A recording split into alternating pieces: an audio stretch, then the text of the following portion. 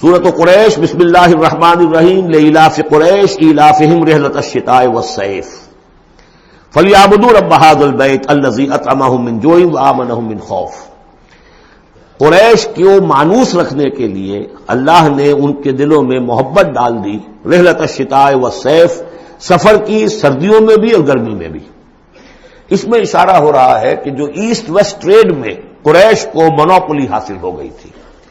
پہلے یہ ٹریڈ قوم سبا کے ہاتھ میں تھی، جبکہ عروج کا دور تھا یمن کا۔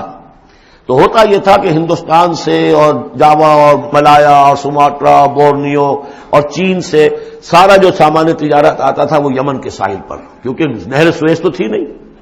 اب ایک طرف وہ ہے فار ایسٹ، ایک طرف ہے یورپ، اور یورپ کو اور فار ایسٹ کو ملانے والے کوئی آبنائے نہیں ہے، پانی۔ اور وہ راستہ جو ہے round the Cape of Good Hope, وہ تو 1498 میں واسکو ڈی گاما نے تلاش کیا ہے، گویا کہ حضور کی بعثت کے 800 برس بعد۔ اس وقت کیا شکل تھی کہ سارا یورپ کا سامان تجارت آیا تھا فلسطین کے ساحل پر، شام کے ساحل پر، اور یہاں سے سارا مال آ کر اترتا تھا یہ یمن کے ساحل پر۔ تو کچھ عرصے پہلے تک، تو کوئی 150-200 برس پہلے تک حضور سے یہ ساری تجارت یمنیوں کے ہاتھ میں تھی، یمنی قافلے لے کر چلتے تھے، یہاں سے اس مال کو لے گئے وہ شام تک، پھر وہاں سے مال لے آئے، اور یہ ایک طرح سے گویا کہ ایسٹ اینڈ ویسٹ جو ٹریڈ تھی اس میں انہیں کی پوزیشن حاصل تھی۔ پھر جب سیل العظم آیا ہے، ان پر سیلاب آیا ہے، وہ تباہ و برباد ہو گئے، تو پھر یہی ایسٹ ویسٹ ٹریڈ جو ہے یہ قریش کے ہاتھ میں آ گئی، اور ان کو خاص طور پر پروٹیکشن یہ حاصل تھی کہ چونکہ یہ خانہ کعبہ کے متولی تھے اور وہاں تمام قبیلوں کے بت رکھے ہوئے تھے، گویا کہ سب کے خدا ہاسٹیج تھے ان کے پاس، لہذا ان کے قافلے پر کوئی حملہ نہیں کر سکتا تھا، کسی اور کا قافلہ بچ کے جا نہیں سکتا۔ اس قافلے کو لوٹتے تھے بدو، اور اس کو جو ہے کوئی حفاظت نہیں ہوتی تھی، لیکن قریش کا قافلہ بدو دور رہتے تھے کہ یہ تو خانہ کعبہ کے متولی ہیں، اور اگر ہم نے ان کا قافلہ لوٹا یہ ہمارا بت اٹھا کے پھینک دیں گے باہر وہ خانہ کعبہ سے۔ اس لیے انہیں اس خانہ کعبہ کی وجہ سے وہ پوزیشن حاصل ہوئی کہ انہیں تمندری اور دولت مندی حاصل ہو گئی، اور پھر یہ ایسا کرتے تھے، سردیوں کے زمانے میں یہ اپنا چکر لگاتے تھے یمن کا، اور گرمیوں کے زمانے میں جاتے تھے شام کی طرف، فلسطین کی طرف، کیونکہ وہ گرم علاقہ ہے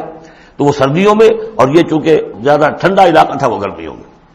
لإلاف قریش، اس واسطے کے مانوس رکھا قریش کو، الافہم رحلۃ الشتاء والصیف، ان کے دلوں میں وہ الاف سے مراد کیا ہے کہ سفر جو ہے ان کا جاڑے کا اور گرمی کا، اس سے ان کو گویا کہ مانوس کر دیا۔ فَلْيَعْبُدُوا رَبَّ هَٰذَا الْبَيْتِ، پس انہیں بندگی کرنی چاہیے، پرستش کرنی چاہیے اس گھر کے مالک کی، اس گھر کے رب کی۔